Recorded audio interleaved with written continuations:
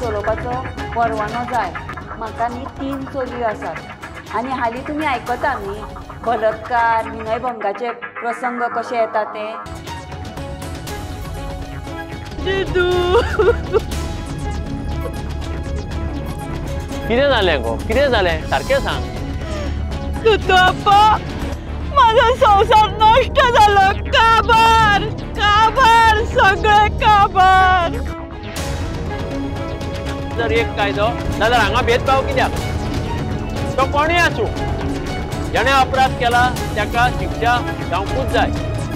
तो मागीर दोतोर आसूं वकील आसूं सरकारी अधिकार आसूं सामान्य मनीस आसूं राजकारणी आसूं ना जाल्यार धर्माचो प्रसार करपी साधू बाबा आसूं आमकां कोणाचोच फरक पडना। प्रत्येकाक शिक्षा म्हणटा ती जावंक जाय।